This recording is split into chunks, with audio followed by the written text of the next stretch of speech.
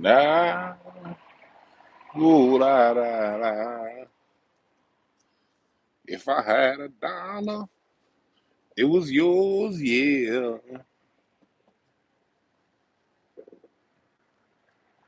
Now I got 55 years, 30 years. Cause when the court system's fed up, it ain't nothing you can do about it. It's just like running out of love.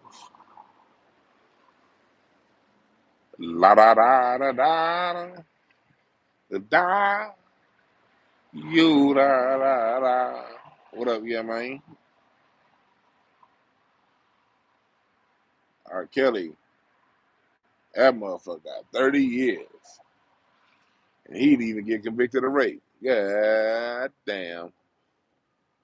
He got 30 years, and that Maxwell broad got 20. And she ran a whole island of pedophilia. That bitch was the international Heidi flights. And she got 20 years. R. Kelly got 30. I don't even like R. Kelly's music like that, but damn. Damn, damn, damn. What up, Red? What's up, Tasha? I meant to call you, Tasha. Yeah, I meant to call you earlier today, Tasha. I gotta call you tomorrow. I gotta check in with Tasha every now. If it's gone too long without me checking in with Tasha, I gotta we gotta check in, catch up. Yeah, they gave him 30 for racketeering. He wasn't even. What about them parents though? That's my thing. See me, I don't. You know me. I don't jump into the. I don't care about the news of the day per se. I like to use the news of the day to teach a bigger story. But damn, my issue is whenever they jump on celebrities and they make the celebrity the face of something or whatever, the problem is that don't solve anything. It just makes everyone feel good that there's a public lynching going on. Everybody gather at the town square and watch this person that we used to say was great, watch them fall from grace and yada yada yada yada. Hopefully he gets that overturned the way Cosby did. I'm not sure they broke any laws to convict R. Kelly. We know they broke laws to convict Cosby. My thing is this: if he's guilty of, I don't like pedophile ass niggas. So if he's really a pedophile, put his ass in jail for that. But that's not what he in jail for. He in jail for taking girls across state line that whose parents consented and who they consented. They was like 16, 17 years old when he was doing this shit. 15, which me personally I think is nasty. But I'm not one to assign my values to other people on certain levels. Shit, 16 is legal in a lot of these states, like Kentucky and all that. So that's literally depending on what state you in, what country you in. Well, there's a lot of grown ass men who like dealing with women in their fucking 20s and their late teens. I think them niggas is creeps, personally. But it happens too often for me to say is, you know, the law is arbitrary when it comes to that. I'm not one. When I was 20, I didn't date chicks that was 18. When I was 25, I didn't date chicks that was under 21. Hell, I didn't date chicks that was under 23. I prefer women older than me my whole life. I prefer people older than me or my age or older.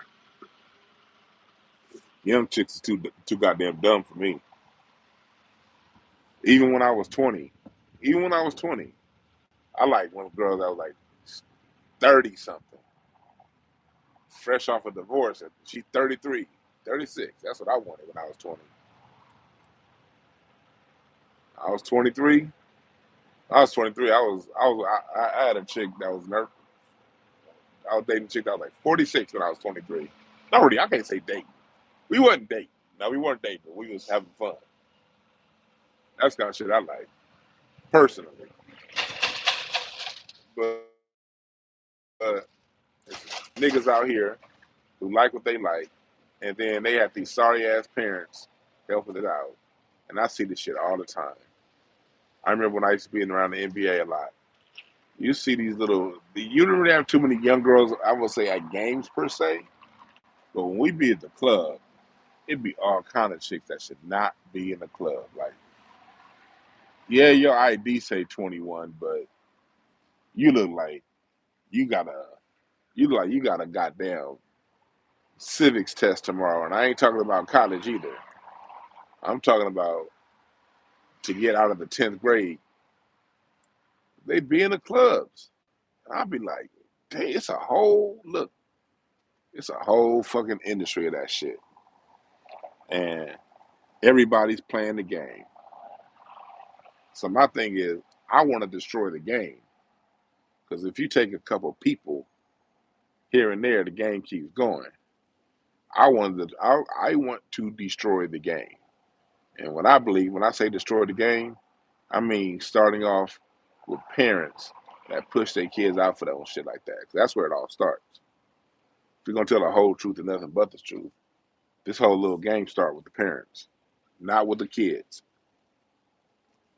By the time that 14, 15-year-old, again, pedophilia is like 6 or 7 years old. That's some other shit. Yeah, that's just some creepy shit. R. Kelly wasn't doing that. I think R. Kelly's a creep, but he wasn't doing that. He wasn't fucking with a little 9-year-olds, nothing like that. He was fucking with like 16, 17-year-olds for the most part. And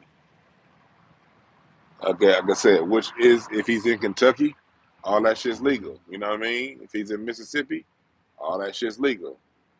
He was in Illinois, so it's not. So that right there is arbitrary. Nasty, but legally it's arbitrary. This nigga right here, R. Kelly, was doing that weird shit, but it's them parents. Go back and listen to Courtney Cox. Courtney Cox talks about having sex with Ted Nugent when she was 14, 12. Not Courtney Cox. Not Courtney Cox. That's the actress chick. What's that white lady name? I got her face. She was on Howard Stern. What was her name? That ugly ass white girl that said she was 12 when she had sex with Ted Nugent, and it was on the Howard Stern show. Courtney Love. Yeah, that's who it was. Thank you, Stayfly. You hit the like button. Courtney Love, 12 years old, having sex with Ted Nugent. All these goddamn, y'all saw that movie. If you haven't seen it, An Open Secret, go look up that Open Secret, that documentary. An Open Secret. You got all these fucking parents assigning rights to their children over to fucking agents and entertainers and allowing these people to do all kinds of ungodly things. Which is why I want to talk about that. Like when I talked about in the title, Mel Simps and all that. It's like we was talking about the McDonald's dude yesterday on the show. And it's reports coming out the story may or may not have been fake, but whether or not it's fake is inconsequential. The reason why that whole thing with the McDonald's got took on such a storm is because it's a real life scenario that happens every day. There's a lot of men talking about, well, I don't have to give my food, I don't have to buy food for all the other kids in the house, and that's true. You're not obligated. Hell no, you're not obligated to do any of that shit. But if you don't, you putting your child in an unsafe situation, and you're not there to protect your child. That's where I draw the line. Don't put your kids in those situations that can get your kids fucked up, and you're not in a position as a parent to protect them from that. You're a low life scumbag if that's you. So then people that did that shit to R. Kelly, let their kids go with him, they fucking scumbags. And this whole thing starts with parents that allow this behavior to happen. and they encourage this behavior, whether intentionally or indirectly. You put your kids in harm. Parents do this all the time. They put their kids in harm's way. And again, well, when we talk about the McDonald's things and the whole R. Kelly thing, they're different scenarios by far. I'm not here to even conflate the two scenarios. I'm just talking about the commonality between putting your child in harm's direction and how parents do this all the time. And kids are left to play victim. Them girls got pimped by their parents to go with R. Kelly.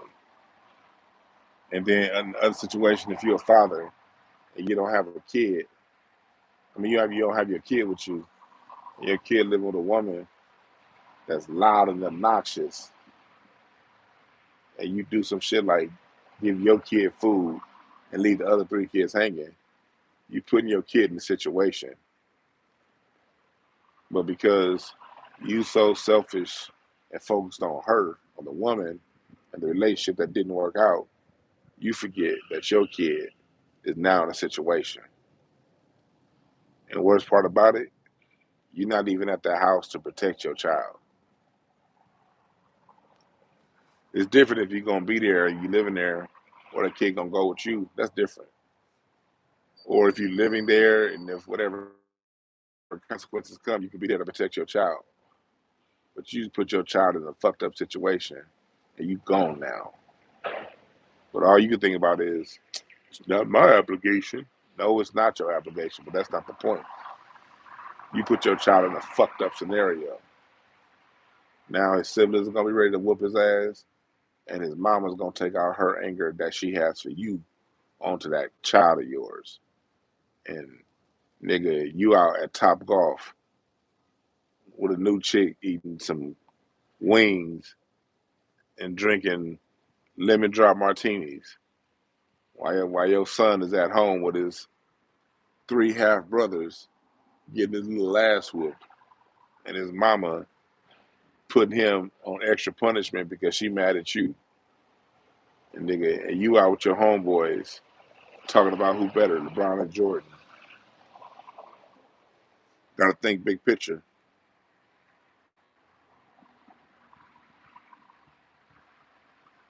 That's right, Eric. People don't, Eric, well, you work with kids, people don't think big picture. People can't see past what's right in front of them. And that's cool if you don't have any kids.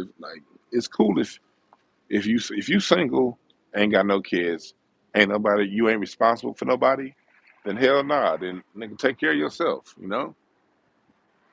If your decisions don't have implications on other people, then it's all good. Do you? But if you married, you got a woman that's dependent on you, man. You got to make decisions that's gonna be good for both of y'all. When you got a child, you got to make decisions that's gonna be good for both of y'all, for all three of y'all. The woman you with, and if you're not with her, and it's just the bond is between you and the child, you got to make the best decision that's for the greater good of that child and their environment.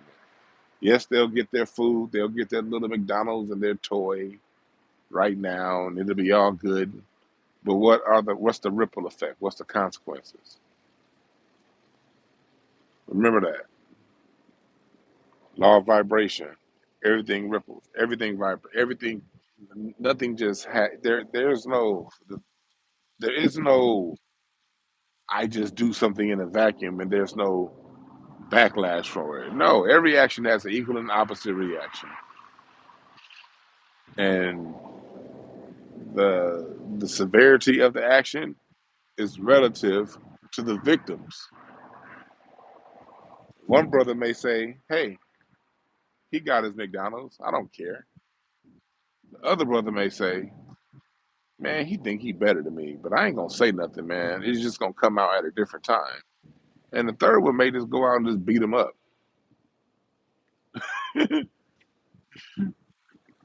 So I don't want to harp on that like I did on yesterday's show. I talked about it yesterday. Yeah, go back and watch yesterday's show. I don't want to harp on that like that. I just want to say that just as a parent. Here come the goddamn fire truck. I say right by a fire station. Um, But I just want to say that shit to you parents out there, for real. Like you gotta you gotta think about the reaction and what's the long term consequence. That's all. What's up, Andrew? What's up, Red? He said a $5 hot and ready could solve that. You right about that. You right about that. I didn't even think about that. I did not even think about that. I did not even think about that. A $5 hot and ready. Two of them hoes, you a king. One, you good, nigga. Two hot and readies, man. You's a god to the rest of them kids. Thank you, Mr. Harrison.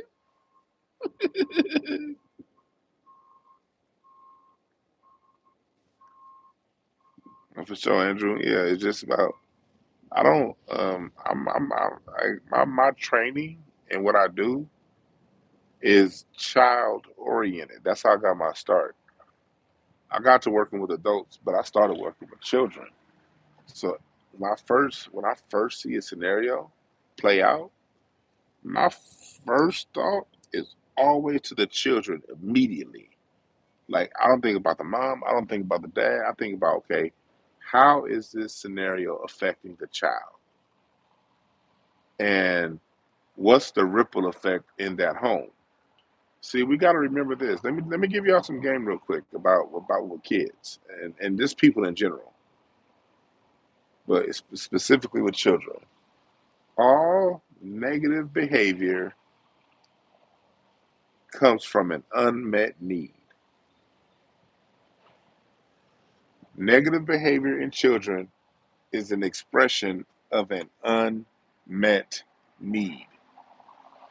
I'm not saying when they just fuck up and do some. Sometimes kids do some sneaky shit because that's them more so being discovery.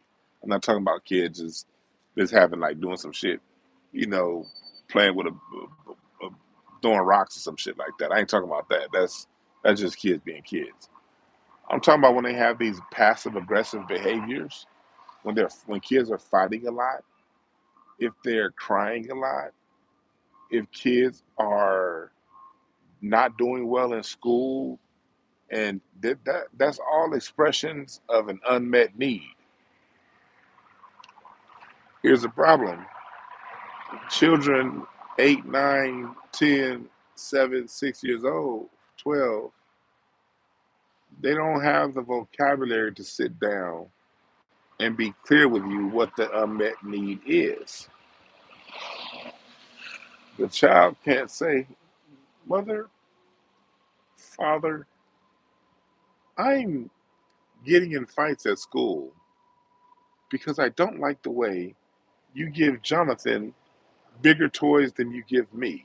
And you've given Jonathan McDonald's while I had to sit there and eat top ramen. That's why I'm acting out at school, mother, father." A child's never gonna say that. Child is gonna act out. Oftentimes the child won't even know why he acted out or she. So then in my years of counseling, you start asking questions, right? And then you talking to the mom, talking to the dad, and then you in a meeting in session. And the child then in session, the child that's if the child is low, he may say something like, "My mom doesn't listen to me," and I saw the Hope and Down thing a lot. Like my mom, she be bringing um, David. She got David some food. She didn't give me none, and the kid is sitting there hurt, and the mom is sitting there like, that was his dad. His dad did it.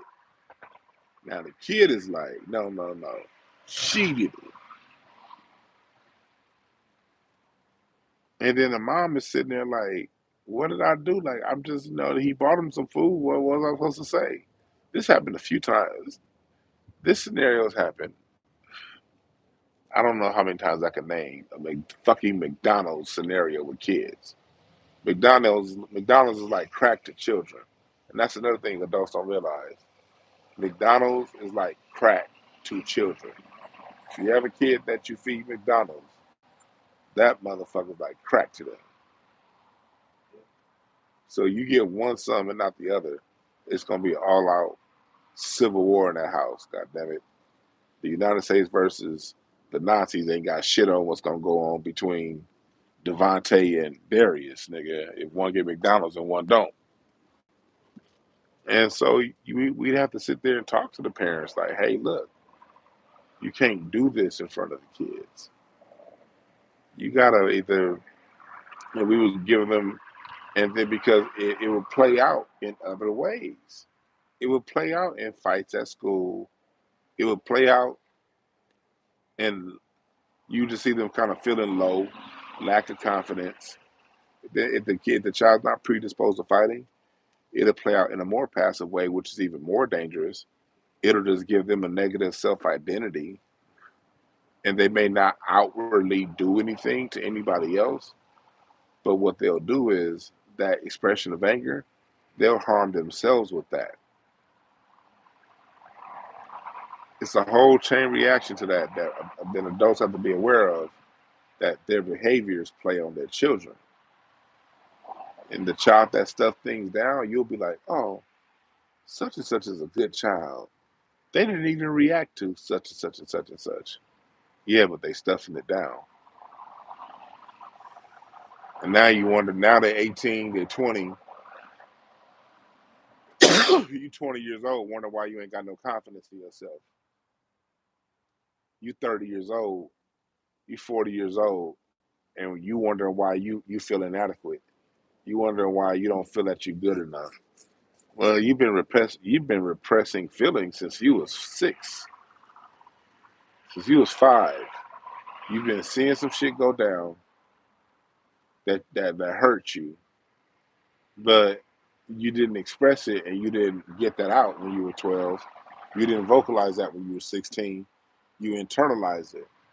And sometimes some children, it's because of the inherent negativity bias that we have, they'll not only stuff it down, they'll blame themselves. That's another dynamic that happens. Things that go on between parents, bad relationships, bad interactions, you'll oftentimes see the child blame themselves for that.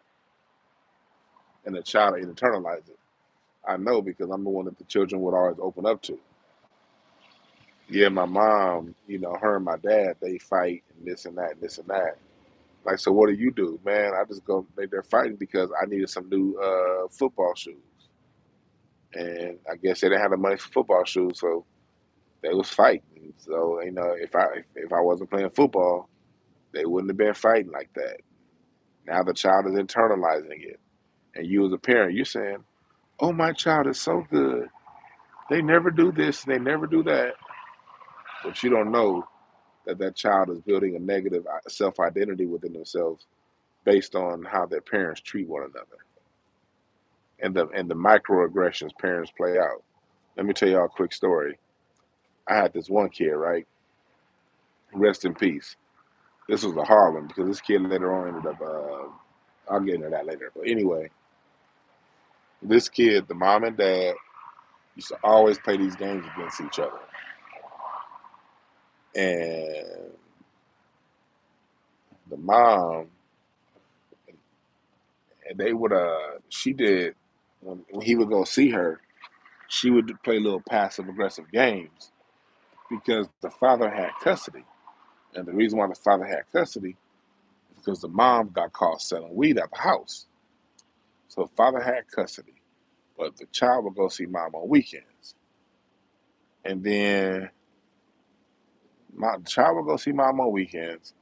So the mom would do really uh, some shady shit to for the dad.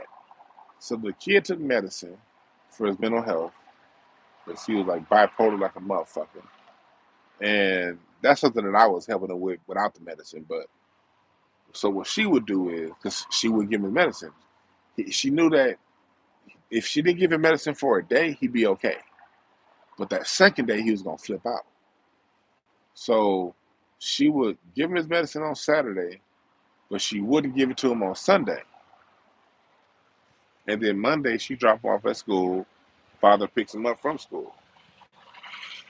So The kid would be okay kind of at school, but by Monday night, he hadn't had his medicine yet. He'd be ready to flip out. And he flipped the fuck out on his dad. Like, really flip out. Like, this nigga would, like, do passive aggressive shit. Like, cut himself and take the blood and put it on a napkin and then put it in the refrigerator on his dad's beer can. He would do shit like that. Mind you, this kid at the time was 14. And he a big 14-year-old. He was like big like me. This nigga was like 5. He was he was shorter than me because he was still a kid, but he was like, we had the same body structure. This kid was like 5'10", 240, 250, 5'10", 250.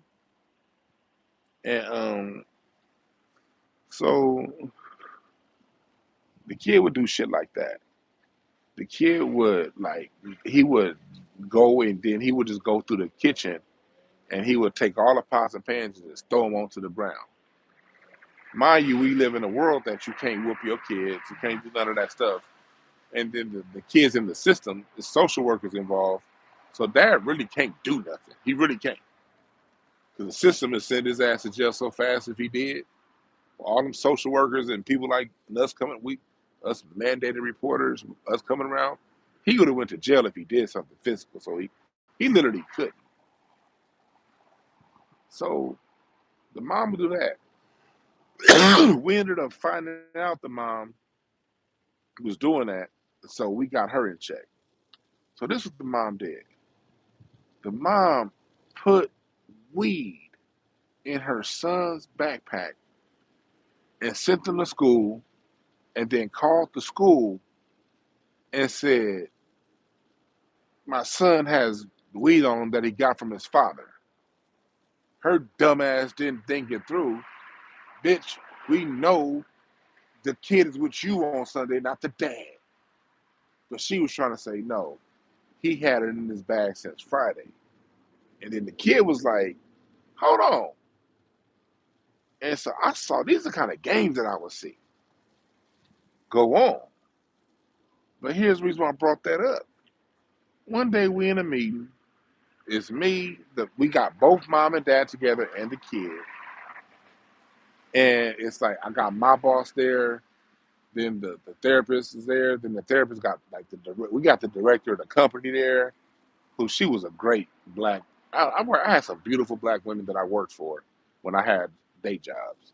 But she was the greatest manager you can have. But she was a great psychologist, PhD. She was beautiful. She could break down. She'd have a kid draw a picture, and she could tell you everything going on in his mind just based on the colors he used. That's how dope she was.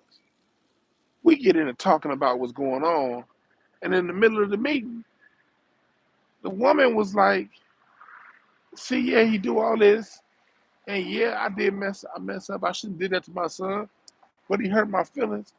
And we like, why y'all even like this? Like, I've been working with this family for like a year. I'm thinking they don't even fuck with each other at all. Like, they don't even see each other. She was like, man, he do all this in front of y'all, but we was just having sex last night. And I was like, yo. So we talking about male simps and dirty trifling ass women. You get with these trifling ass women, y'all play y'all bullshit, and the kids suffer. And y'all still fucking. That's the kind of shit that gotta change in our community right there. Adults playing games with each other. Because these kids suffer the consequences.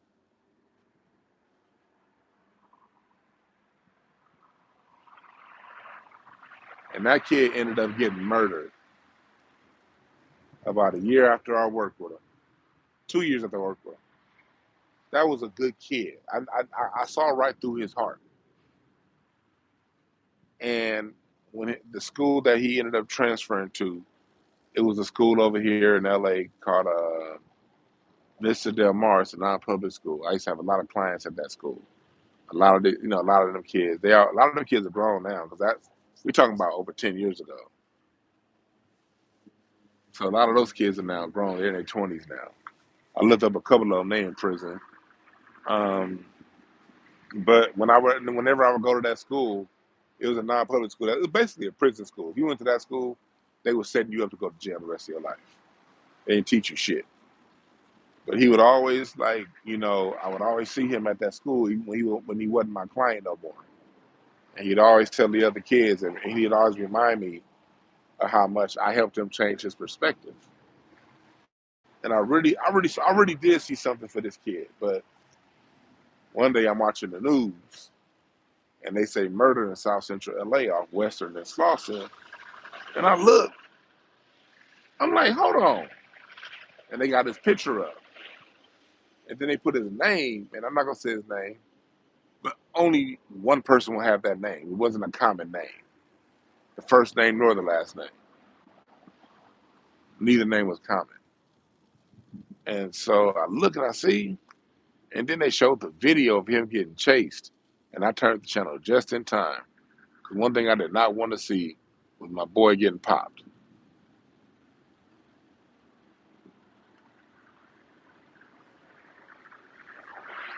And I ended up seeing some of the last moments of his life on the news. That shit fucked me up.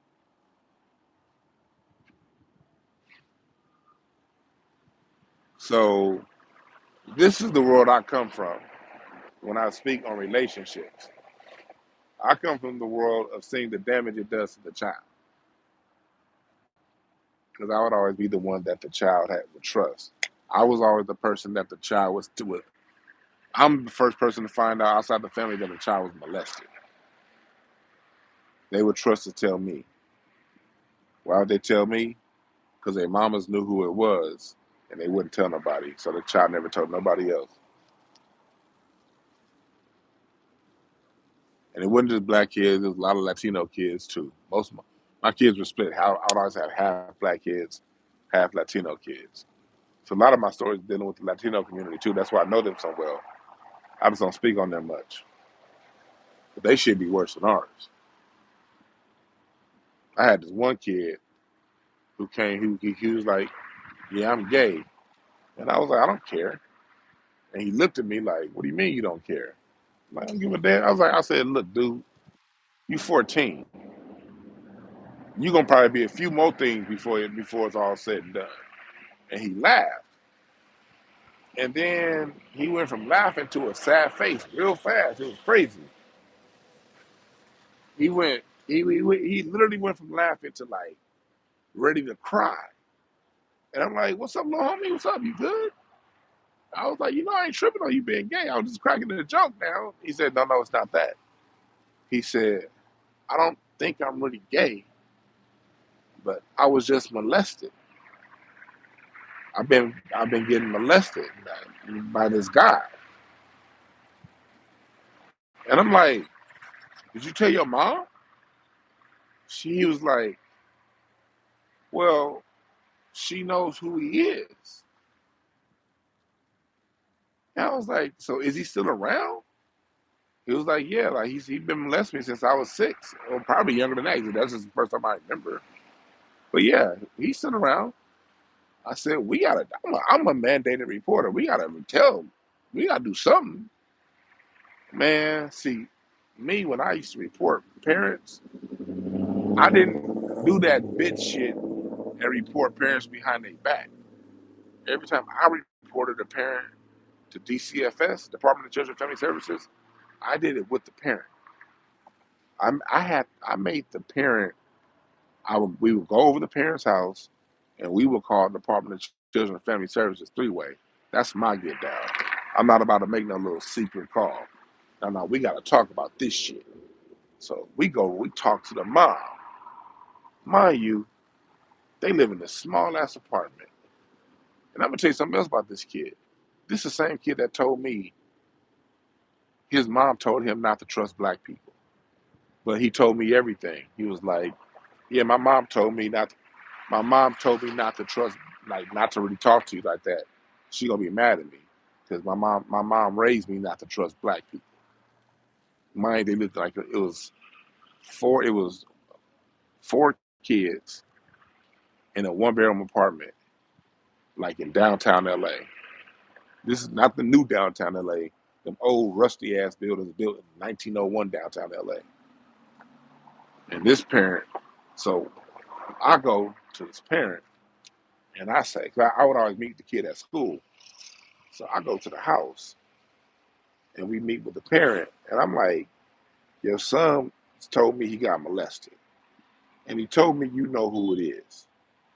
We was like, you need to tell us and so we can report it to the authorities. She was like, I can't do that. But she said it in Spanish because she didn't speak English. That's another thing. We don't even understand how much they be draining our resources. They don't even speak English. My old job, we used to bill for me to come out was $2.25 a minute. For the therapist to come out, it was $3.95 a minute. And for the parent partner to come out, it was $2 a minute. We worked on 3 people teams. And we would all bill at least 2 hours a week with these clients each. So we're talking 6 hours a week at an average. When we add everything up, at an average of $3 a minute. Multiply that for one kid, and we got 90 some kids in our program. That's how much we bill the county. So multiply 3 times 6 hours, $3 a minute, 60 minutes in a in an hour times 6 hours. That'd be the average, and that's how much the county will be getting charged per client that we had. Well, anyway, I go to report to with the mom, and the mom didn't say a word. She would not tell us who it was, so I had to call the part. I had to call DCFS, DCFS, Department of Child and Family Services, to come out and investigate the family. And you know what they did? Nothing. And that kid probably still getting molested now. That's the shit that I deal with every day.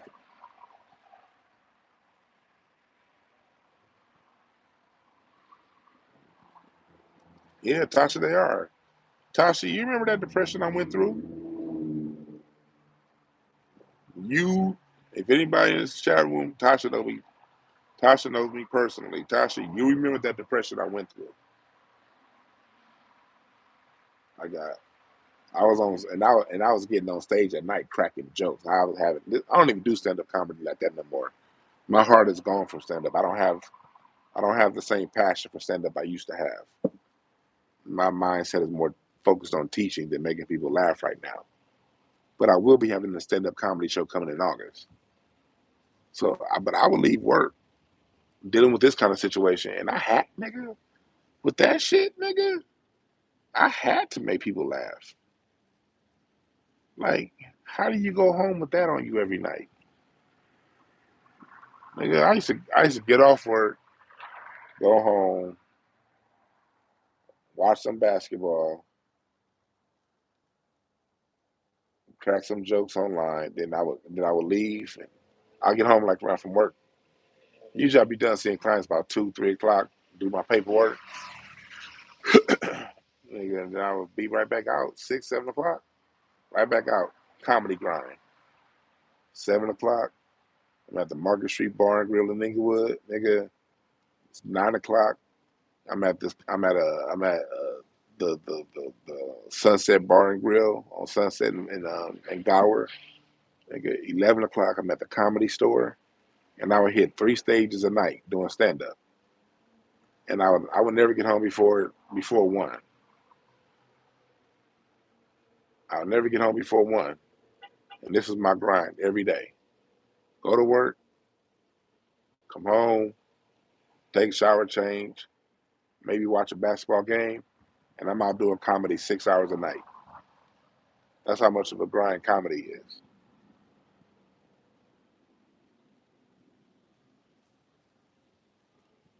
Yeah. But but yeah, like them days was tough on me mentally, man. Them days was tough. You can't shake that. Like and making people laugh. At the end of the day, it's still just a mask.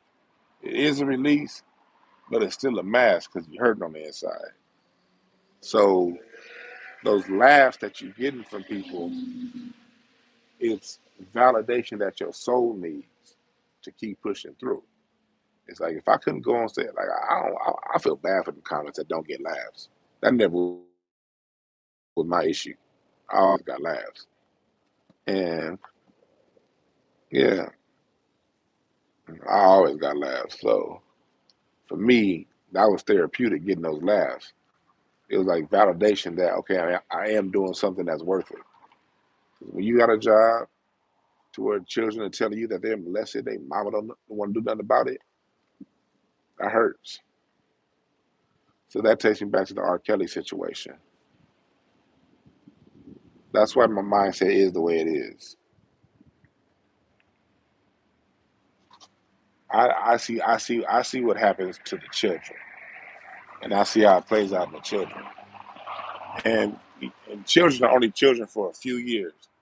Those children are gonna be adults for the rest of their lives, and those are gonna be adults that we gotta fucking deal with. We in our, I mean, I'm 41 now, so now a lot of those kids that I worked with over my life, I started when I was young. Those kids are now between the ages of 35 and 16. So I left the job 3 years ago, and I still had some young kids. But even after but at Breakthrough, the company I have now, I don't have any child clients now, but I had a child client up until like 3 months ago. I was working with him more so on school stuff, but I had my most recent child client was 3 months ago with Breakthrough. Like my Breakthrough company, like I said, I don't talk to y'all about Breakthrough like that because I believe in privacy in my clients. If you ever get a reading from me or relationship coaching or any of that, you can guarantee goddamn your shit ain't gonna come up over here. I'm just now telling the story from a job that I had from a child that's passed away, and I didn't tell his name. And that story was that the story I was told y'all is about 12 years old now. I don't, I don't really talk about that side like that. But when it comes to I said it about the kids because that's where my experience comes from. My experience comes from seeing what happens to these kids when adults keep fighting. It's like, damn, like y'all had the baby already. Get over it. Like raise the motherfucker. Put y'all shit to the side for a little bit. And I'm like that because I look at my grandfather who just passed away. Man, like I look at my dad. My dad, my brother, my sister wasn't my dad's kid. My mom had my sister. My dad had my brother. Then they got together and had me. But my dad didn't say I got mine, nothing like that. My dad took care of his. And when my dad saw that my brother wasn't getting treated right at home, my dad went and got his son. So that's the kind of house I was raised in.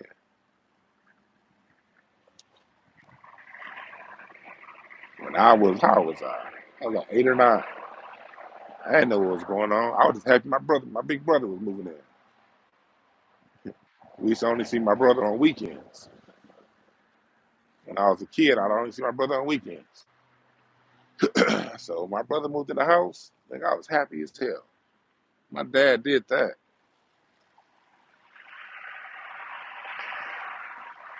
My dad did that. My grandfather wasn't my dad's dad. He was 1 years old when he got with my when my grandfather got with my grandmother. My grandfather raised her 3 kids and his 3 kids from a previous marriage in the same house he died in.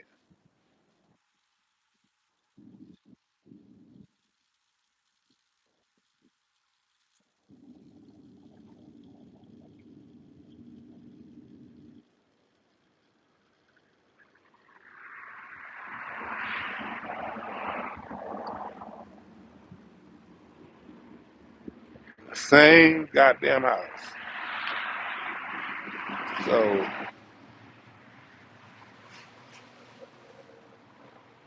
so when I hear niggas talking about what they not obligated to do, I'm like, nigga, you sorry.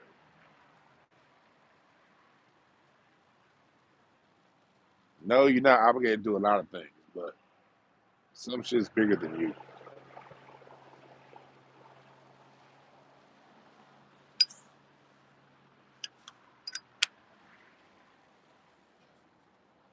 That's how I see it. Hell no, you're not obligated. But this isn't to judge and criticize people. This is really a call to action more than anything else. Like if we as a people gonna do better, we gotta start with ourselves, like Michael Jackson said. Michael Jackson gave niggas the keys. He said, nigga, I'm starting with the motherfucking man in the mirror. Ooh wee. That's what Michael Jackson said, nigga. You gotta start with the man in the mirror. And the man in the mirror, goddamn it, needs to think about more than himself. And if enough niggas do that, we be straight. If enough niggas do that, not every nigga ain't gonna. Some niggas just sorry, they ain't gonna do it. But if enough niggas adopt the mindset of, hey, it's bigger than me, let's do what's right.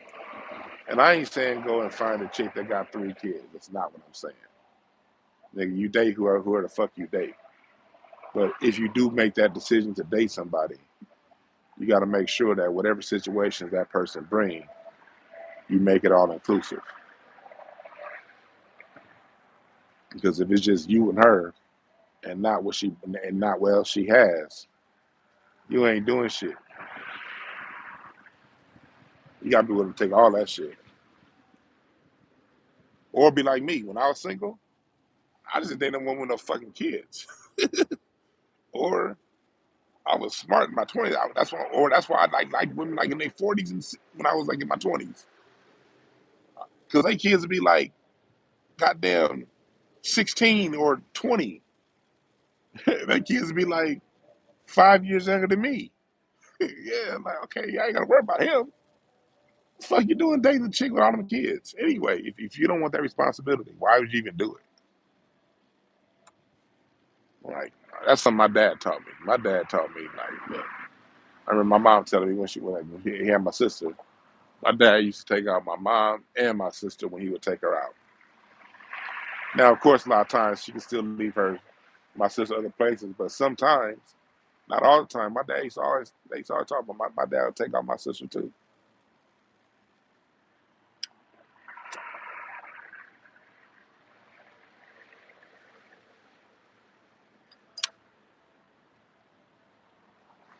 But I was raised by men, so that's my standard. I mean, for real, men. Men that took care of more than themselves.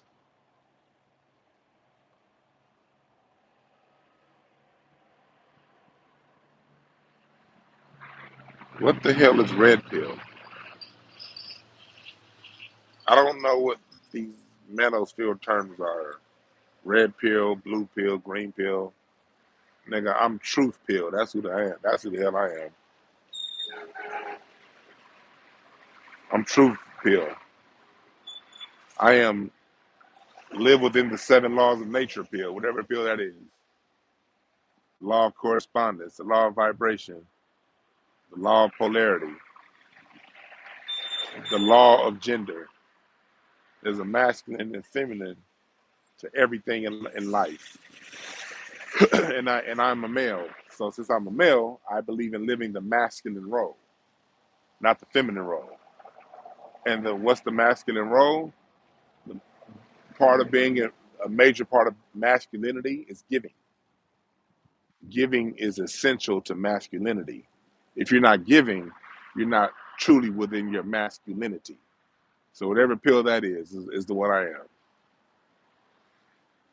That's why we got poles and they got holes. Poles give, holes receive. As above, so below. It's another law of nature. Law of correspondence. Everything that happens on the big level happens on the small level.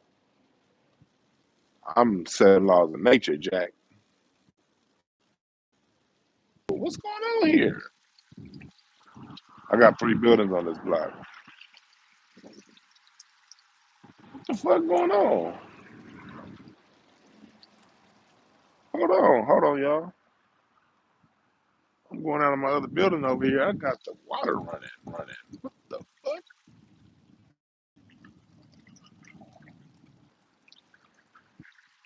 Hold on. Look, water door running. I'm all on their porch. I don't know what the fuck happened. I gotta. I might have to get off and call y'all back. Hold on, let me just hold on. This is the handyman's unit. Hold on, y'all.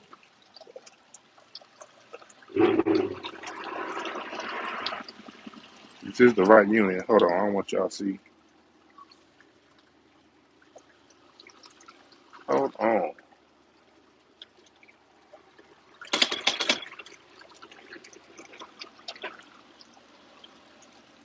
Got water running in my unit. I gotta get in this.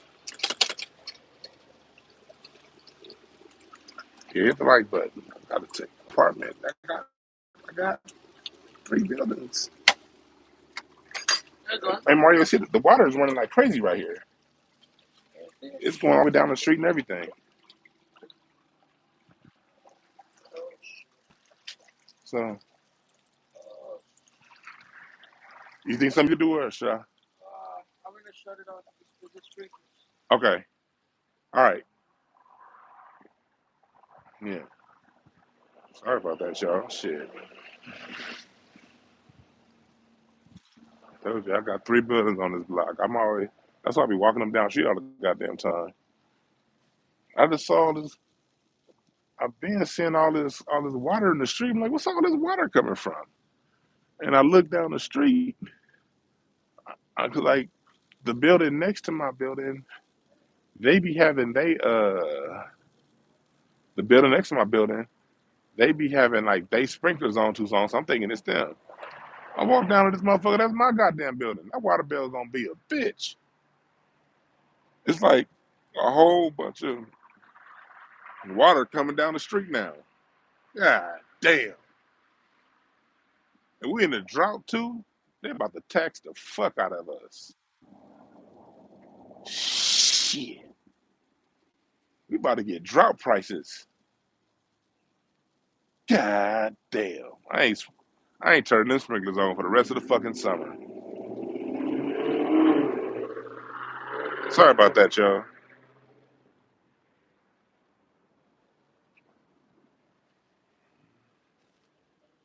Yeah, I never heard of red pill, Tasha. Well, I got heard of it. I got hear this terminology get tossed around, but I don't understand it. Let me put it like that. I don't like. Hey, there's green pill, there's red pill. I heard. I think there's like a blue pill. The only pills I know about is like in the Matrix. When you watch the Matrix, green pill. I don't know. I don't get into all that. Let me tell y'all something. You can get into your different ideologies all you want, but everything comes back to the 7 laws of nature. Everything. You would do a lot just learning nature. And when it comes to your relationship with women, fellas, and ladies also, whatever you're incarnated in at this point in your life, I mean, this journey, whether you're female or a male, if you're a male, you come to express the masculine principle. It doesn't mean you also have feminine principle in you too. And it's good to have a balance of the two. But when it comes down to it, when you're dealing with your issues and you're dealing with the opposite sex, your job is to express your masculine principle. And a major component of the masculine principle is giving. You have to give. No, upstairs. Hmm? You have to give. Like you have to give. Giving, giving, giving, giving, giving. Giving is masculine. Masculine is giving. All that other shit is for the birds. They raised us wrong. Like they socialized us wrong in this country. It's good to give. And I ain't saying be no trick. You don't want to be. I ain't saying no. I ain't talking about being nobody's trick. I'm talking about you made the decision to be with somebody. That means okay. All right, you have a good one. You with that person. You give. I ain't saying you go and buy. And I don't mean spoiling them on a whole bunch of stupid ass gifts. But if you with them and they got a kid and they got multiple kids, hey man, you signed up for that, bruh. If you don't want that, like me, don't sign up for it.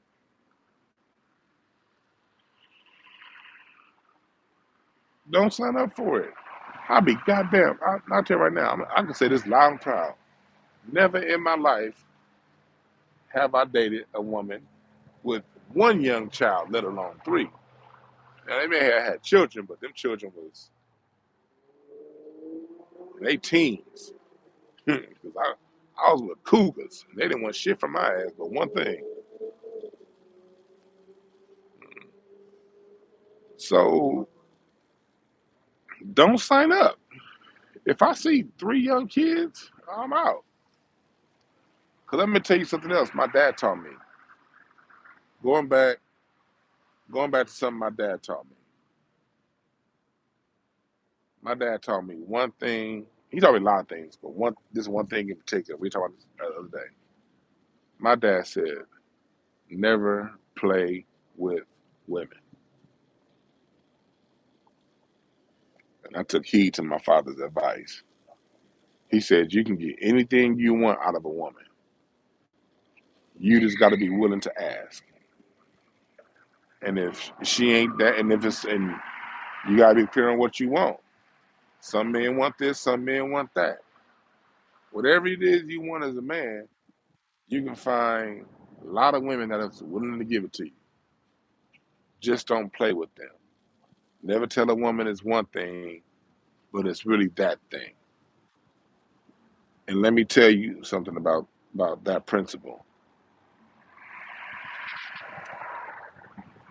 I ain't never had no women stalking me and doing all that crazy shit.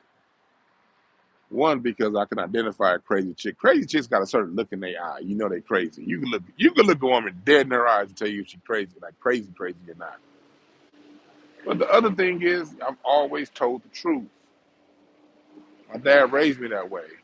It is what it is. Tell the truth. Be straight up. And the reason why Pops to say that because down the street we had Uncle Doug. Uncle Doug, rest in peace. He passed away a couple of years ago. I think I told y'all the story of Uncle Doug before. Uncle Doug had a wife, two girlfriends. And they would sit there on some Friday night when my dad and everybody be playing dominoes and drinking Hennessy and doing all kind of nigga shit. His wives, his girlfriend and his two wives, his wife and his two girlfriends would sit there, one to be frying the chicken, other to be making a potato salad, the other one to be doing, they'd be in the kitchen together, cooking dinner for everybody and all her husband's friends that would always come over on Friday night. And my dad and all them, and we would see Uncle Doug. And I saw Uncle Doug up until the day he died. His woman was by his side. Well, they all died. His first one died like in the 90s. Joyce. Joyce died in the 90s. Then he had his two, and then the other one died like around 2010. And then his last one, his wife Lily, she's still alive. She was by his side when he died. So I got to see flat out, you can get whatever you want from a woman. You just gotta one be clear on what you want as a man. Gotta be clear on what you want. Two, you gotta be willing to ask. A lot of you niggas like playing games.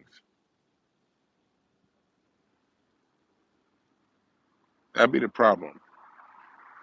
The problem with a lot of dudes is the primary question a lot of men ask is, how can I get a good woman Well, I still ain't shit. That's usually what it comes down to with dudes. How can I get a woman to act right and do what I want her to do when I'ma still do what I do? Well, that can be done. You just gotta be honest about what it is going into it.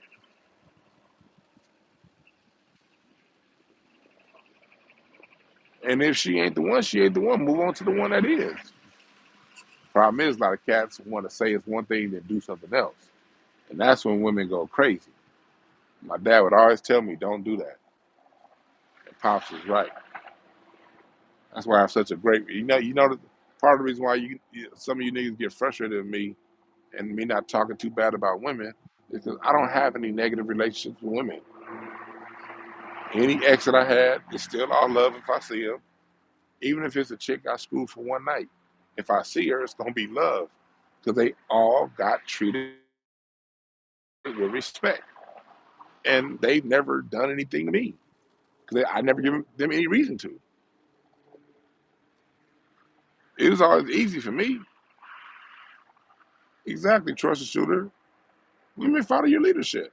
That's being in the masculine principle. Whatever tone you set, women follow. And there are some women out there who are crazy who won't follow that tone. That's when you leave. You don't deal with them. The issue is dudes will see that she's crazy and she's not the one to follow your program. And they still smash. And they still smash raw. All right. Well, fine. You gotta have it. The way I look at it is, okay, I understand. Sometimes you do gotta have it. I get it. I'm not saying I'm perfect. It's times that I knew I should have strapped up and I didn't. We all make that, you know what I mean? Luckily I didn't get burnt with one. But more often than not I did. If you the kind of dude, there's a lot of dudes out there who are reckless. That's fine. Well, whatever comes with that, you just gotta handle. And like the few times I slipped up, if something came out of that, I wouldn't have been the nigga complaining about the woman. That wouldn't have been me. I just would have been like, I ain't got to deal with it. I did what I did. This the next up. I'm a man. Shit. Huh? Like my dad used to always say, point seen, money gone. My dad been telling me that since I was a young kid. Point seen, money gone. In other words, I see the point. The shit cost me a whole lot of goddamn money, but at least I see the point. It's like I don't like niggas trying to have it both ways. You still gonna slip up, and you still raw dogging triflings, and you playing games, telling them it's one thing and it's not nothing else. I don't want to hear you niggas complaining about women. Y'all don't have to, you don't have to write. You don't have to write because you in there down you down in the dirt and complaining that you're dirty. If you don't want to be dirty, you got to get out the mud. I'm not gonna listen to you complaining about being filthy when you're intentionally slopping around in the mud. You have you ever heard me complain about being fat? Nigga, I know I got three chins. I know I got a big ass belly. Nigga, I know I'm shaped like a motherfucking spring. You don't hear me complaining, do you? It is what it is. I like myself. Now, if you want to come with jokes, I might make you feel a certain way about yourself, but at the end of the day, I know what the fuck I signed up for this. If it was too much, so if one day I decided this is too much, then I'd fucking lose it. I wouldn't sit around bitching and complaining about it. I hate niggas that complain all goddamn day about shit that they signed up for. You're a man. That's very feminine. It's very feminine. And it's not that there's a masculine and a feminine. The feminine, the feminine energy is a receptive energy. It receives. It holds. That's why women have a harder time losing weight than men. Women hold on to things. women to hold on to things emotionally. That's part of being a woman. That's part of the feminine aspect. That's Venus. Venus holds on. That's why women have a harder time losing weight. That's them being in their feminine nature.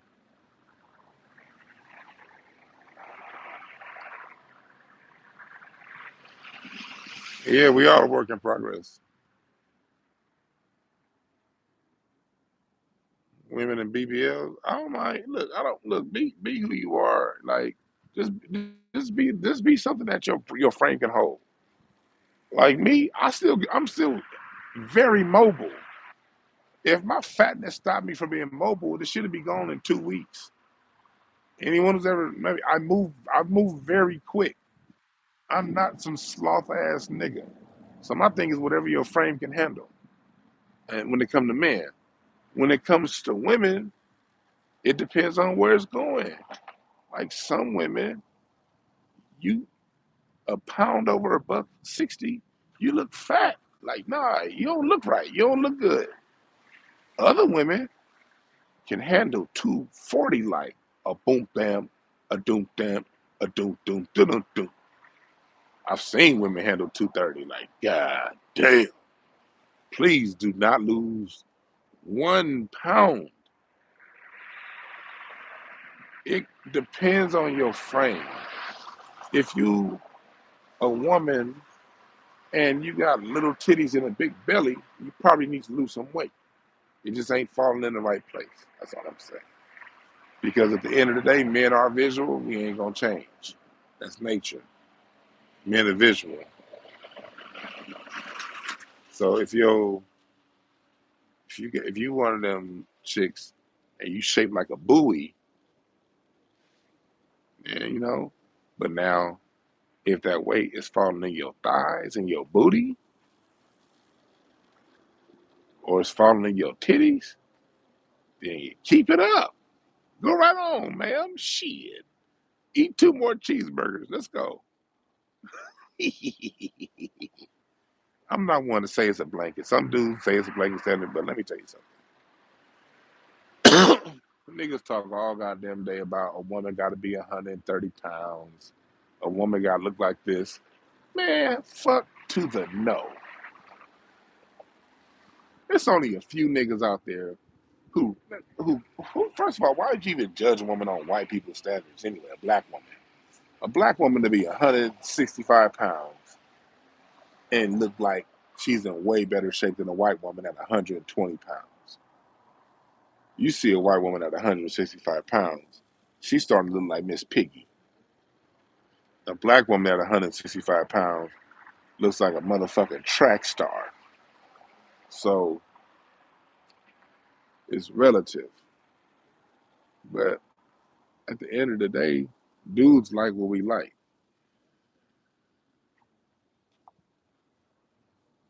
What's up, Jay Scott?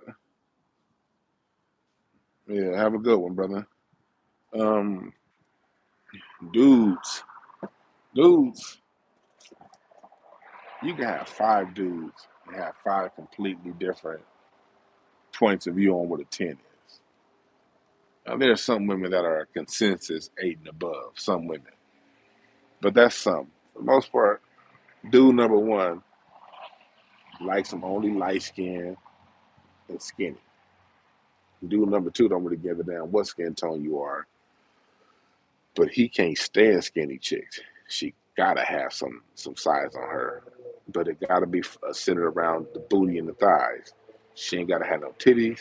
She's gotta have a big booty and big thighs. Third guy's gonna be like, nah, she gotta have big titties. I don't care about the booty. I don't even care about the face as much. I just need big titties.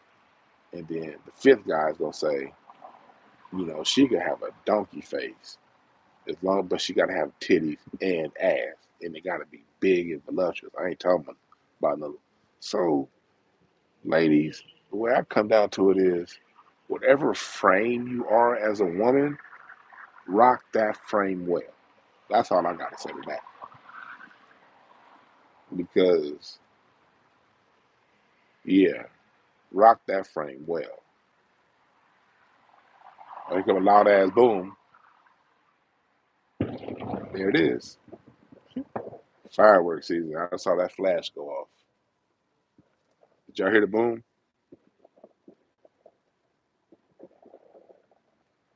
But yeah, ladies, whatever your frame is, rock that well.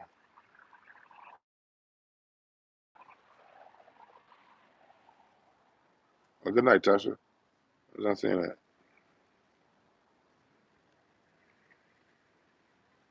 Yeah, of course they're gonna call masculine energy narcissism trust a shooter because they want to run you away from it. Put it like this: what the things that they're bad mouthing, if they're bad mouthing anything that's traditional, that means that's exactly what you're supposed to be doing. They're not gonna say, "Then look, put this." Then folks ain't gonna applaud you for being masculine, especially if you're black. Don't look for anybody to cheer for you. Even half your own women, half of them.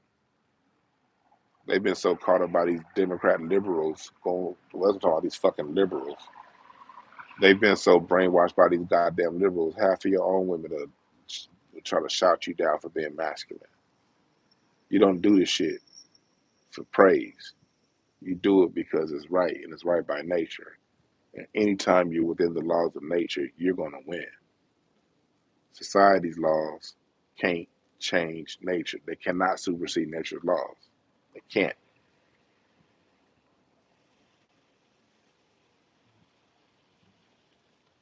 And nothing in the law of nature says go around killing somebody. So you ain't got to look. So we got a right to defend yourself, which is also a law. That law goes the right to defend yourself. The laws of nature don't tell you to go around harming people. Of course, man-made laws will put your ass in jail for harming people, but there's nothing within the laws of nature that tells you to harm people. So,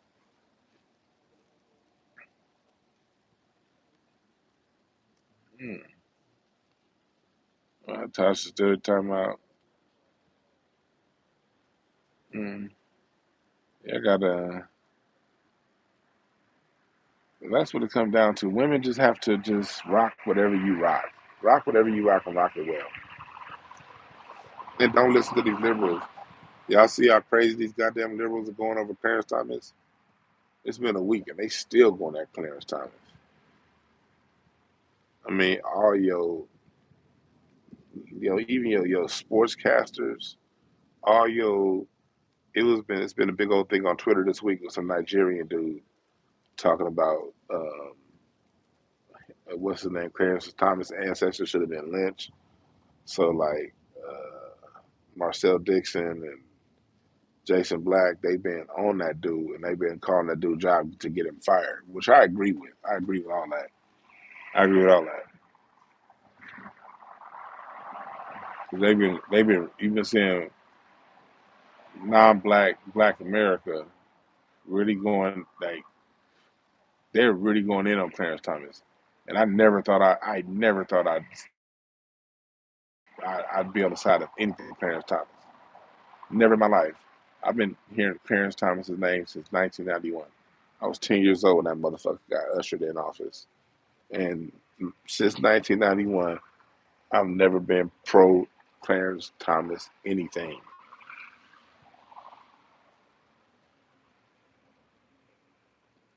Never. Clarence Thomas's face looks like a bull mastiff's. And look at the mastiff, and look at Clarence Thomas's face, the way it's wrinkled. His face is wrinkled like a mastiff. Yeah, trust the shooter. I saw Rex Chapman Rex Chapman talk about Clarence Thomas. You see that and he's on the back of my mind what I was talking about.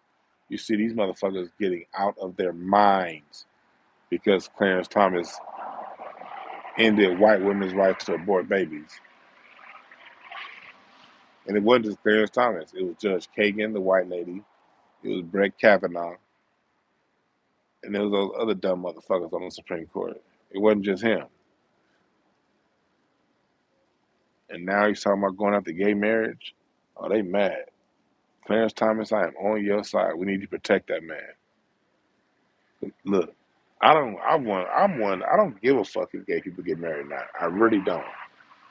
One thing that I'm not cool with is y'all got y'all We had the black president in office.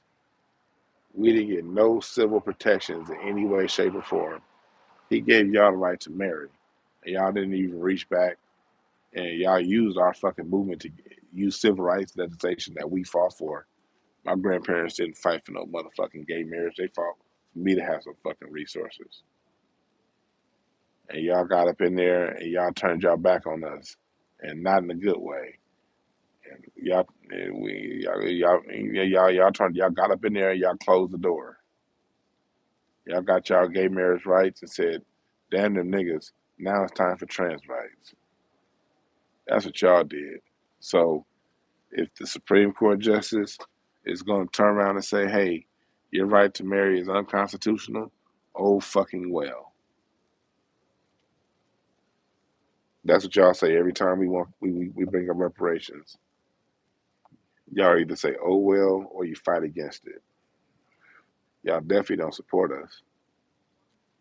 So if the Supreme Court decides to overturn y'all marriage, oh well,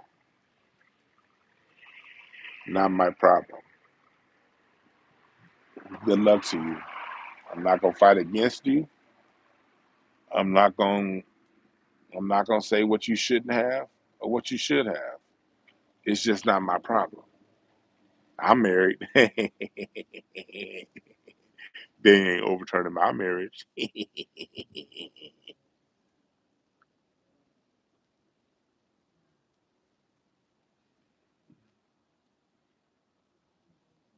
So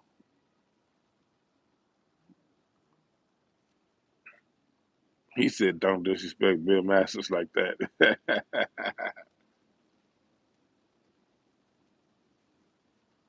So that's what it is, y'all. That's what it is.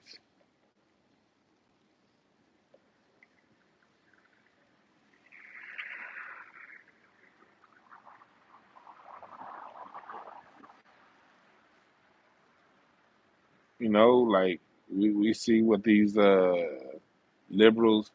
This is one thing where it's like you really get to see what they think about you. I'm telling y'all right now, we're in a new age. We're in this Aquarian age. This shit ain't no joke. I tell you, I did another reading on this country. I did some more reading into next year with my cards today, and one thing I was saying astrologically and what's going on when I'm looking at the cards is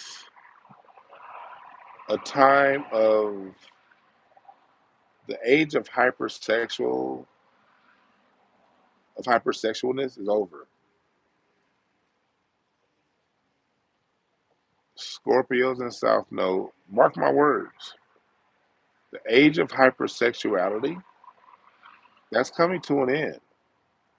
This whole being famous because you're Kardashian or because you wrote a song talking about WAP or whatever, that's that's on its last legs astrologically. By 2026, this is all the way done. Like we're in a different time now. Substance is becoming in vogue again. Substance is now becoming a thing again. I'm telling you right now, this next Beyonce album that's gonna come out is gonna do well relative to her fans. And in music, you can never really judge numbers anyway, because when you have the kind of budgets Beyonce has, they'll buy a bunch of their own albums, so they'll at least go platinum. So, however many albums they are short of going platinum, the label itself will buy those, or they'll go to farm streams. Either way, either they'll flat out buy the albums to raise the numbers, or they'll go to buy streams. But there's not going to be a good reaction to this next Beyonce album coming out. This next album, I don't know what it's about, but I saw a picture of it. She's like trying to compete with these young girls, like looking half naked, and the response to that isn't going to be what she thinks is what she thinks. a lot of people. There's going to be Beyonce's going to face a backlash. I'm telling you right now, she's going to face a backlash on this album. You're going to see her fans defending her, of course. The Beehive is going. The Beehive is going to Beehive. I'm talking about non-Beehive. Beyonce's going to have some kind of. It's not going to be the reception she thinks. We're going into a new era right now. Like the times that we're in right now is super super interesting. We're in super interesting times right now. Like there's a shift in the guard going on right now. There's a change, and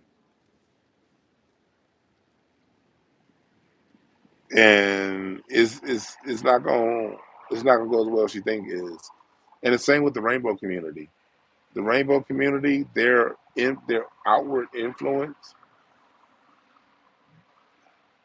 There's a backlash to that's here. That's coming, and you can't you can't change nature that fast and not expect it to be a backlash.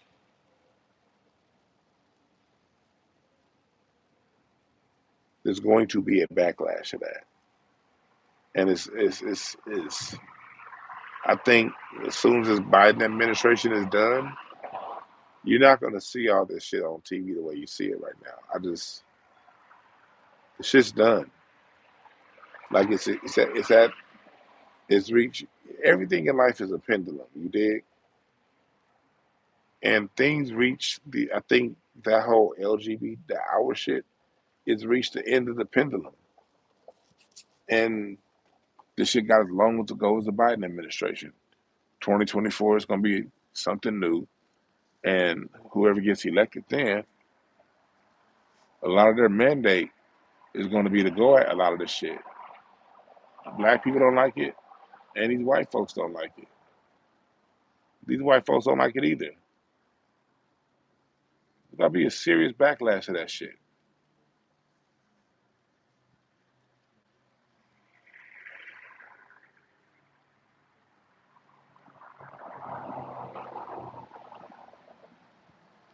Yeah. Yeah, nah, trust the shooter. That's been going on for like over 10 years now. Um, Letting trannies read to children? Yeah. That's been going on for over 10 years now, bruh.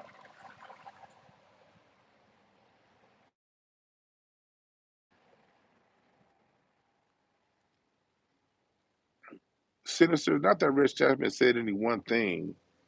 It's the way he's been on Clarence Thomas. It's like, dude, he said something like, even he says two things. He said, white people, Rich Chapman, if I remember correctly, he said, white people need to know that black people don't even fuck with Clarence Thomas and Herschel Walker.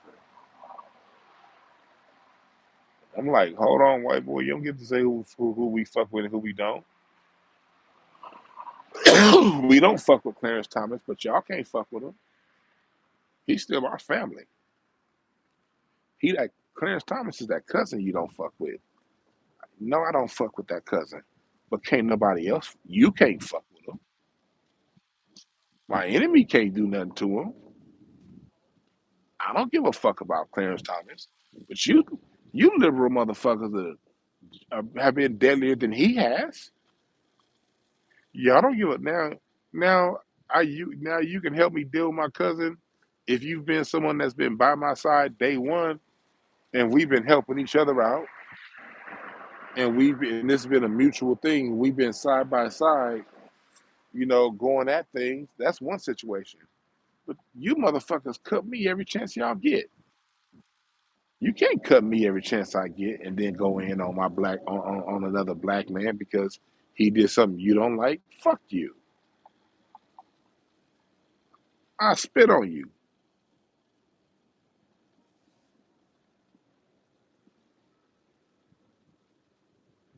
What's up, Papa?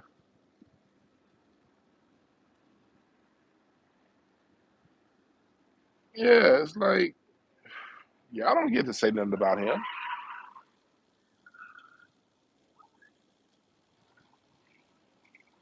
Damn, people driving stupid as fuck.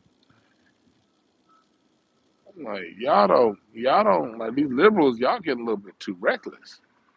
Y'all ain't our friends. Y'all don't do shit for us. You don't have the standing to say anything about Clarence Thomas because he didn't like your little abortion thing. And I'm telling you right now, what they're really mad at is the fact that they know LGBTQ marriage and all these civil rights that they got in the last 10 years since Obama signed that law in 2012. They know that this Supreme Court is about to roll all that shit back. And that's what your liberal friends are really mad at right there. It's like they know this is just the start and they ain't got no shot. They ain't got no shot. Just say two conservative, just say one conservative justice dies, and you know they'll wish it's Clarence Thomas, and Biden replaces them, the conservatives will still have a majority. See, when they got Ketanji Jackson Brown, she was just replacing another liberal. They didn't get that. It wasn't a one-up. Conservative didn't leave. A liberal left, so they didn't gain anything with her. It just stayed even with her. They need a conservative to croak. They need two conservatives. They need two conservatives to croak. That's what they need, and they're not getting that in 2 years. Joe Biden to croak before that happened.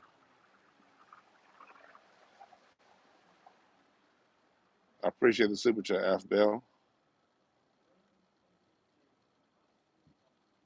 So yeah, just watch what they doing. Yeah, they come. Just pay attention. Like my dad used to always say, read between the lines. You always read between the lines. Remember, words are only 8% of communication, people. Words are 8% of communication.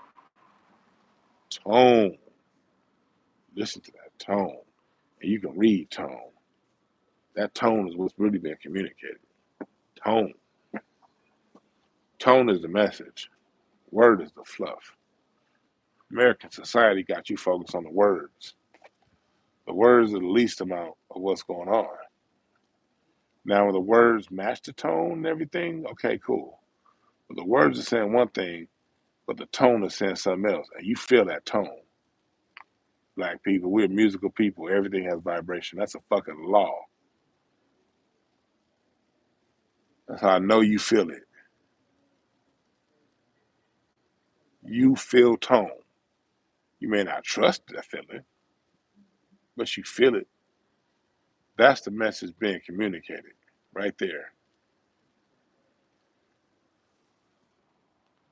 That motherfucking tone.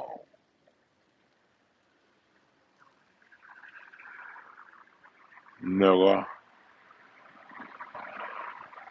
thank y'all for staying with me. Hey, I keep forgetting to tell y'all. God damn it, Dwan. I'm such a terrible salesperson. I got 15% off in my shop. The Incense and Ashtray shop and the Hotepish shop. It's 15% off now through the 4th of July. 15% off everything. Plus, it's still free shipping on everything over 75. So if you get the Black American Music Tree, you get that 15% off right now. Get the canvas one. The canvas is dope. It's that three-dimensional look. That shit dope.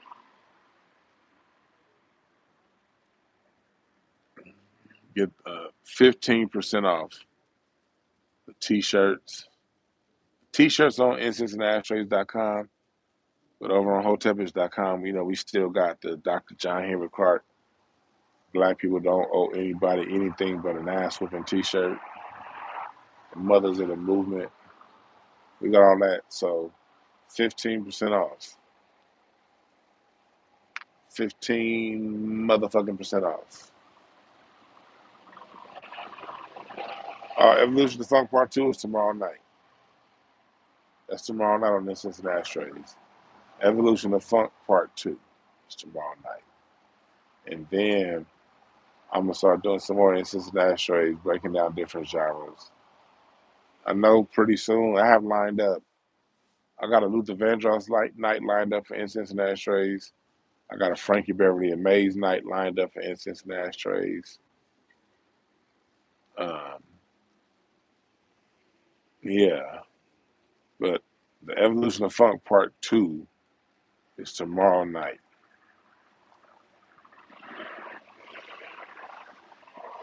Kirk Owen, I do want a music treat type hoodie. You won't believe the shit I've been dealing with the shipping company that I work with. The T-shirt, like they're not letting me upload the music tree to the Hotepish site.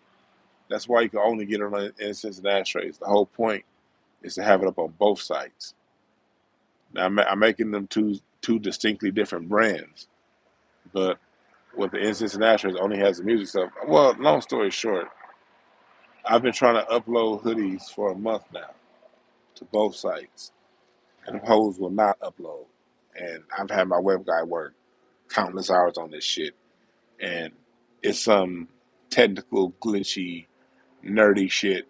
And long story short, I don't have hoodies, but I try to upload hoodies every day. When the hoodies do upload, I'll let you know. But every day I go to my computer. Well, it was one day I didn't go, or the day yesterday when I found out my grandfather died. I didn't go that day. Because actually, matter of fact, I found out my grandfather died right before I went live with y'all yesterday. That's something I didn't tell y'all. I found out when I did the show yesterday on what was going on with the whole thing. My dad called me right after I went live, but right before I started talking to y'all. And I'm gonna have my countdown. My dad called me and let me know my grandfather's heart stopped beating. He was still on the ventilator or whatever, but his heart stopped beating. I got that news 3 minutes before I went live yesterday, but I had already went live, and I'm a motherfucking G, nigga. I can hold shit together. I'm a professional, nigga. I do this. My the night my grandma, the closest person I've ever been with in my life, outside my mom and my sister and my dad, really more so than that was my grandmother. My grandma, my mom used to always say I was closer to my grandmother than her. She was laughing, I was joking around. My wife too. My wife always.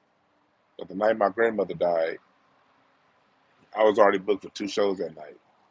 I just thought I had been doing comedy for 1 year. It was like I was like 2 weeks shy of my 1 year anniversary in comedy, and I was booked for the Comedy Union and the J Spot, two black comedy clubs here in LA. I had an 8 o'clock J Spot show and a 10 o'clock comedy union show. I was new into comedy. I had just started, so for me to get booked at the J Spot and the Comedy Union on a Saturday night, that was a big deal. To only be doing comedy less than a year, and I get the feature night at the two black comedy clubs in LA. So I was happy as hell all that week. And then only problem is Saturday come, my grandmama in the hospital, closest person I'm ever with in my life. And she this is like my mom called me, she like, man, Dwan, you need to come down here. I think this is it. And so I went down to the hospital, saw my grandmother for the last time. Left the hospital, got the news. Nigga, I got the news a few minutes before I went on stage. Got on stage with the J Spot and I rocked that motherfucker. It wasn't my best set, but it was a pretty good set. Left, went to the Comedy Union, got on stage, and that show was okay. It was mediocre. It was funny, but it was funny, but it wasn't what I could bring. But it was funny. I learned something about myself that night. I said, nigga, if I put my mind to it, I could do anything.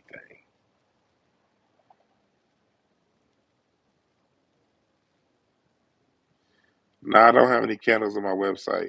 You got to go to Jayla first. I don't. I wish my mods were in here. Jada, the self-esteem queen. Look her up. She has candles. I forgot the name of her company, but damn, her candles are dope.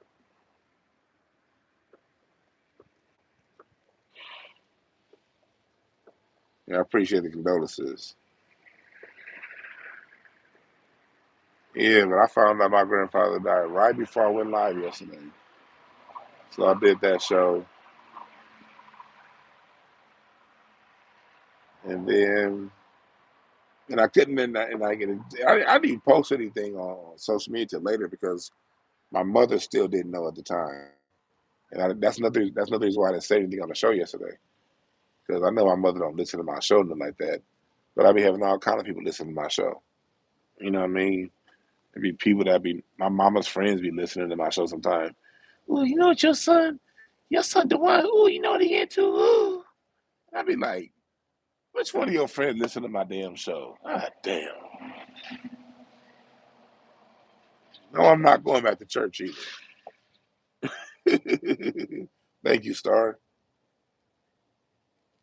Thank you, Star. That's see, Star be coming up out of nowhere. Star been sitting there the whole time, just lurking. Star been sitting there the whole time. And she was like, she be appearing out of nowhere too. Like, I think, I think Star is mixed with Jesus. I think Star is short for the real Star, David, the one that's up in the sky. It was like Star be like right here, like boom, right here.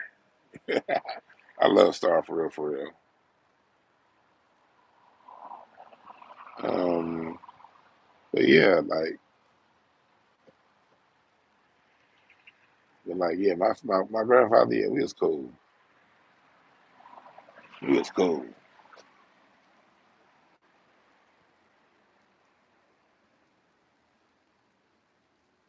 I'm just happy for my dad. My dad spent the last 4 or 5 years at Poppy's house every day taking care of him. My dad, a real one. My man, I ain't never seen my dad complain either. My dad never complained.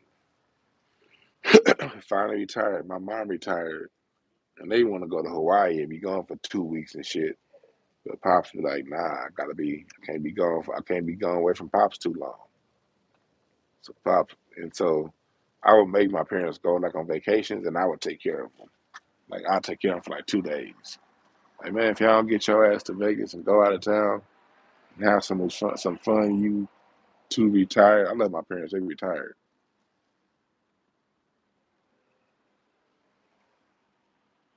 So, oh man, rest in peace to your father, Waddy Gibson. But my father, yeah, man, my father really held my granddaddy down. He really did. And then so like my mom called me today. You know, barbecue. Your dad tired. I'm like, hell yeah. I'll come over and barbecue for y'all on the fourth. My dad like, I ain't tired. I'm good. I ain't tired. Like pops, your dad just died, man. I got this. I got this. He was my granddad, but he was your dad. So 4th of July, I'm gonna be on that grill. And the cool thing about it is like my parents, like I love barbecuing for them. They got that old school ass nigga pit, the one that's an oil barrel, that pit.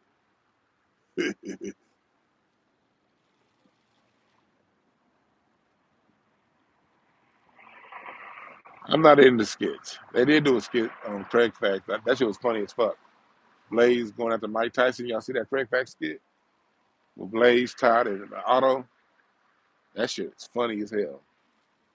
I don't like doing skits. They take too goddamn long to film. And I'm very impatient. I hate sitting around. Like I could have been internet famous 10 years ago. All of my friends are popular at doing sketches. Like I said, I was doing all them digital sketches back in 2014. I just did not like sketches. I still don't like doing sketches. I met Big John and Craig the same night. Daphne Springs is the homegirl. Me and her started when she first started doing comedy. Me and Daphne Springs, she did this show a few times. Matter of fact, the night that I named this show Hotepish, Daphne Springs was my guest. She was my guest the night that I named this show Hotepish. Because it was a D Brown hour before that. But like me and Daphne, man, we used to get in the car for a good like 6, 7 months. We would be riding together to different comedy clubs 2 and 3 times a week.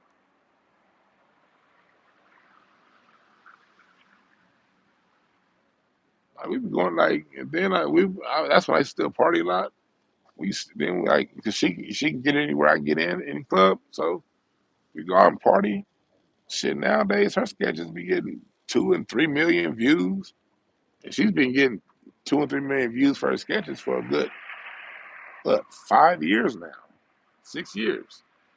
That's the homie that have been up in them sketches. I don't like doing sketches, so I never asked. I just don't like doing sketches. It's just boring to me.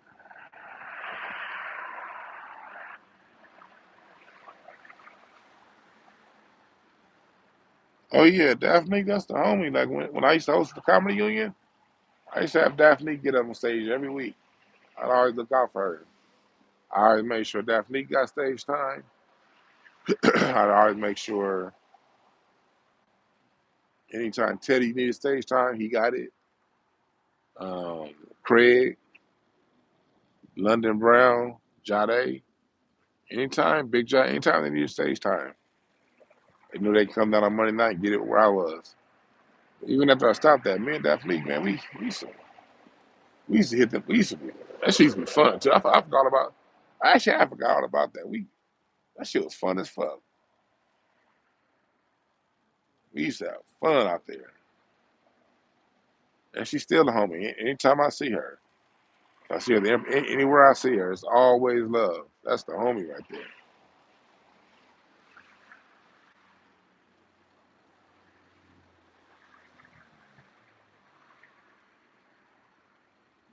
Yeah, Big John, that's my dog. It was funny. I should have reposted it yesterday on Instagram. One of our day one comedy friends, she put a picture up. It was me, Big John was in the back, London Brown was in it, Stevie J, the comic Stevie J. Was a lot of us in that picture. Hell yeah, I remember the last Super Bowl party I threw at my parents' house. Big John was there. The last one I threw at their house. That was like 2011 or some shit like that. I didn't want to throw them in my apartment, so I would throw Super Bowl parties at my parents' house. They wouldn't be wild and crazy, but they just had more space. Big John was there. Hell yeah. Matter of fact, where I live right now, Big Jade, he used to live like a mile from me. And I would go to his crib. He would come down here every now and again, especially if I had a barbecue. You talking about a barbecue, and when Jade lived down the street, he'd be down here.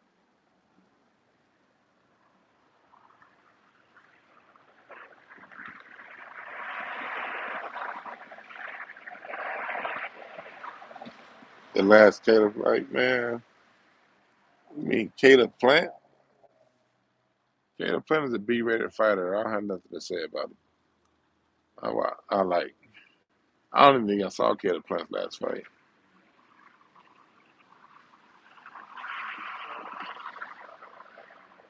Uh, oh, celeb fight. I thought you said Caleb fight. Celeb fight. Oh, that's my cousin. Nina boy, that's my cousin.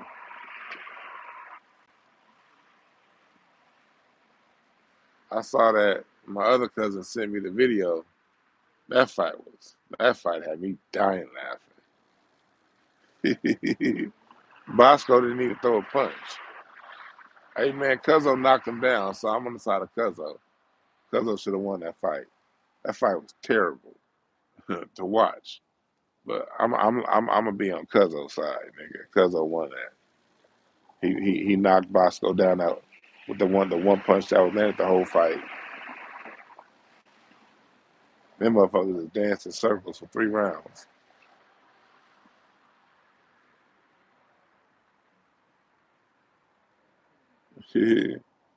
That shit was funny.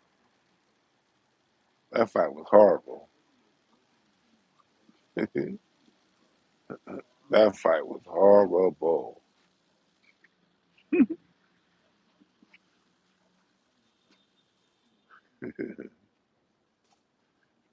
Shit, I'm about to get the fuck up out of here, y'all. 15% off. Product code July 4. Type in product code July 4 and you get 15% off the website, both incense and ashtrays and Hotepish. 15% off July 4 is the product code. I mean, the coupon code. I said product code. Coupon code is July 4 for 15% off everything in both shops. All right, I'll holler at y'all.